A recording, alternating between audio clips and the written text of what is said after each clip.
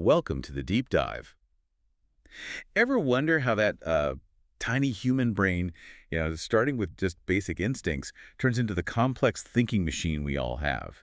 The one capable of calculus or writing novels or even just, well, figuring out IKEA furniture. It's quite a journey, isn't it, one we've all taken, even if those really early parts are fuzzy, to say the least. Absolutely. And it's really the core of how we develop, isn't it? How our thinking, our reasoning, our way of understanding the world just builds up over time. Exactly. And crucially, it's not just about learning more facts. The way we actually process information fundamentally changes. Right. And to help us map out this incredible growth, we've got a really interesting mix of sources today. There's Piaget's Cognitive Development Explained, which gives us the solid concepts, the research, kind of the data side of things. And then we have My Life as a Baby Genius, which is this witty, almost memoir-like story told right from a baby's point of view. That gives us the stories, the real feeling anecdotes. And just to round it out, there's Piaget's Piglet Stages, a bit more playful, using animal examples. So our mission, really, for this deep dive is to pull out those key ideas from all these angles. We want to unpack the core data on how our brains build knowledge. And then use those vivid stories and examples to make it all click, to make it feel real. Precisely, because this stuff isn't just abstract theory. No, not at all. As we talk through this, think about your own childhood. Maybe those moments you just couldn't grasp something that seems simple now. Or watching kids, doing things that seem, well, bafflingly illogical sometimes. This deep dive should give you a framework, kind of a blueprint for understanding why that happens. A lot of this understanding really stems from Jean Piaget's work, doesn't it? Oh, absolutely. He was a pioneer. And his big idea, the sort of central teaching from our sources, is that cognitive development happens in distinct stages, and the way we think changes fundamentally between them. It's not just like filling a bucket with more water. No, it's like you're building completely different kinds of buckets as you go along. Each stage allows for new ways of thinking. Okay, so let's get into the underlying mechanics then. How does this building actually happen?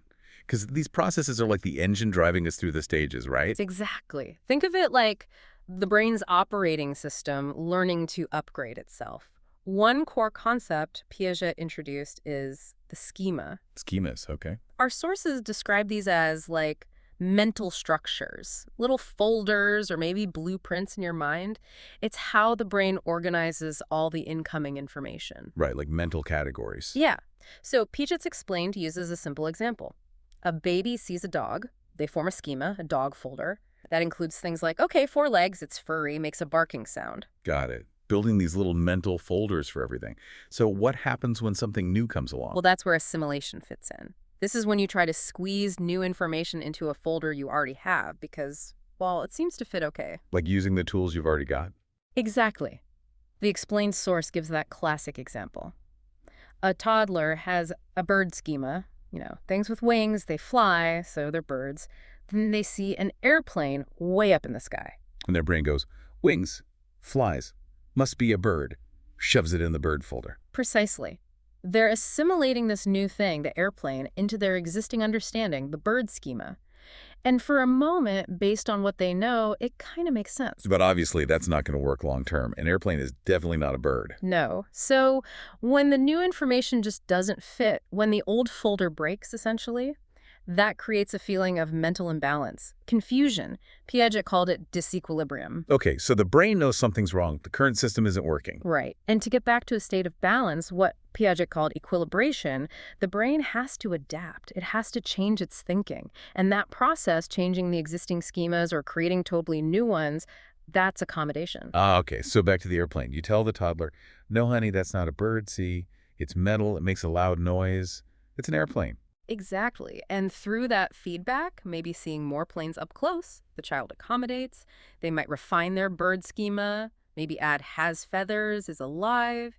And importantly, they create a new schema, a new folder, just for airplane. So their mental filing system just got a nice little upgrade. You got it. And this cycle is constantly happening. You use your existing schemas, assimilation, until something doesn't fit. disequilibrium. Then you adjust or create new schemas, accommodation, to make sense of it and feel balanced again, equilibration. That whole cycle is the engine driving our cognitive development through the different stages. That's the core mechanism. So let's look at the first stage Piaget mapped out, the sensorimotor stage, roughly from birth to about 2 years old. The tiny scientist's phase. As Piaget's explained puts it, they learn basically through their senses and actions, touching, tasting, seeing, grabbing, moving. Their thinking is the doing, in a very real sense. And a huge, monumental achievement during this stage, something all our sources highlight, is developing object permanence. Right. Understanding that things still exist even when you can't see them, or hear them, or touch them. Before this clicks, if something vanishes from view, it's just gone. Poof. Mm-hmm.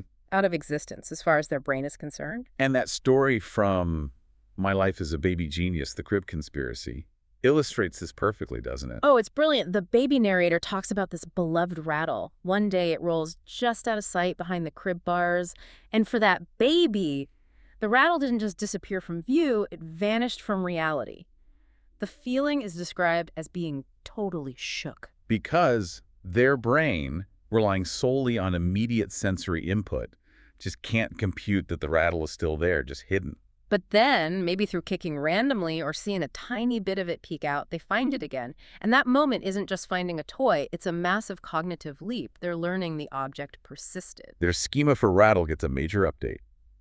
Exists even when invisible. And that's why Peekaboo is just the funniest game ever for babies at this stage. As explained and Piglet mentioned, you disappear. Causing that little bit of disequilibrium. Right. Then you reappear, restoring equilibrium and giving that object permanence schema a good workout.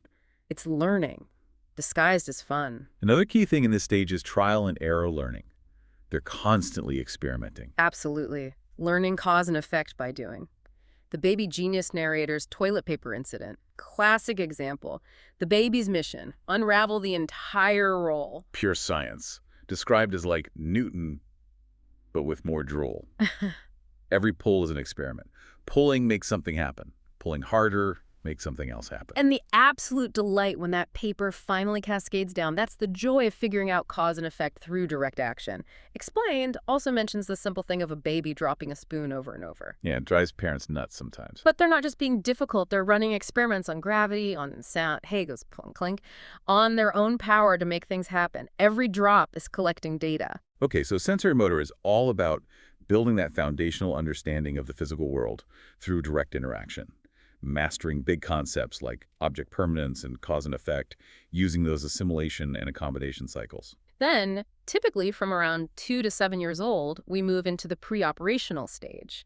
And this is where imagination and symbolic thought just explode. Right, this is the stage where, a block becomes a phone, a cardboard box is a rocket ship. A banana is a telephone. As Explained notes, they start using symbols, one thing standing in for another. The Piglet source mentions singing songs, telling stories using words and sounds to represent bigger ideas. So their play gets much more imaginative, representing things that aren't actually there. That's a huge leap. It is, but their thinking is still quite different from an adult's or even an older child's. A really key characteristic here is egocentrism. Meaning they find it really hard to see things from someone else's perspective. Well, their own view is kind of the default setting for reality. Yeah, sometimes it seems like the only possible reality. The broccoli betrayal story from Baby Genius captures this so well. The toddler narrator hates broccoli. Okay. And because their own experience is so powerful, they genuinely believe that if they don't like it, well, then nobody could possibly like it. It's just inconceivable. So when they see adults eating it, it's confusing. More than confusing. It feels like a personal betrayal. How could you do that? And then the dog eats some off the floor, and the toddler is horrified again, reinforcing this inability to grasp that another being might have totally different preferences. It's just outside their current way of thinking. Exactly. And Piglet gives the simpler example, a child yelling, "It's all mine," about a cookie. They're not necessarily being deliberately selfish like an adult might. They genuinely struggle to mentally juggle their own desire with the idea that someone else might want it too, or that sharing is even a thing. Wow. Okay, and another big limitation you mentioned from Explained is the lack of conservation. Right. This is the difficulty understanding that certain properties like quantity, amount, volume stay the same even if the appearance changes. Ah, the classic Piaget experiments. The magic cup trick story from Baby Genius sounds like it nails this. Grandma pouring juice. From a short, wide glass into a tall, skinny one. Yep. To the preoperational child, their eyes fixate on the height. The juice level is higher in the tall glass, so they confidently declare, there's more juice now. Even though they saw it poured from the other glass. Exactly. The narrator's reaction in the story is great. Math was a lie when they're told it's the same amount. Their thinking gets fooled by the visual appearance because they can't yet mentally hold on to two dimensions at once, height and width, or mentally reverse the pouring action in their head. So, preoperational stage. Lots of symbolic thought, lots of imagination, but still hampered by that egocentrism and being easily fooled by appearances over underlying reality. Then, around age 7, things start to shift again with the concrete operational stage, lasting till about 11 or 12. This is where logic really starts to kick in, but it's tied to concrete, tangible things. Things they can see and touch and manipulate. Piaget's Explained says they can now apply logic to concrete problems. So they overcome those earlier hurdles. Yes, the big one is understanding conservation.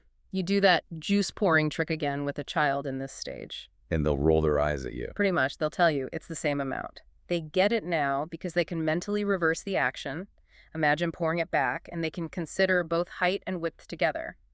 Logical thinking applied to the physical task. They're not tricked by just how it looks anymore. They can use logical rules for the world around them. They also get much better at classification and ordering. Explained gives the example of sorting dinosaurs by size or color, making categories and subcategories. Organizing things systematically. Yeah, and Piglet adds that idea of understanding hierarchies, grasping that, okay, all piglets are animals, but not all animals are piglets. They can build more complex mental structures, organizing their schemas. So concrete operational brings logic and organization. And this is key. It's still mostly tied to concrete, real-world stuff. Abstract ideas are still tricky. Still a bit of a stretch, generally. Which brings us to the final stage in Piaget's model, usually starting around age 12 or adolescence, the formal operational stage. This is where abstract thought really takes flight. Okay, so thinking beyond the here and now. Explained says this stage is about abstract, hypothetical, and even counterfactual thinking reasoning about things that aren't necessarily real or present. Exactly. They can now truly reason about possibilities. They can plan complex scenarios for the future, debate abstract concepts like justice or fairness, think about what-ifs. Explained mentions solving algebra problems. Right, using X and Y symbols that stand for unknown quantities. Pure abstraction. And the Piglet source offers fun examples like seriously debating whether pigs could fly, considering all the factors involved, or imagining completely different endings to a story, or writing heartfelt poetry about complex emotions. All require moving beyond just concrete reality into the realm of ideas, possibilities, hypotheticals. It allows for much more systematic problem solving, considering multiple variables, engaging in scientific reasoning and theoretical thought.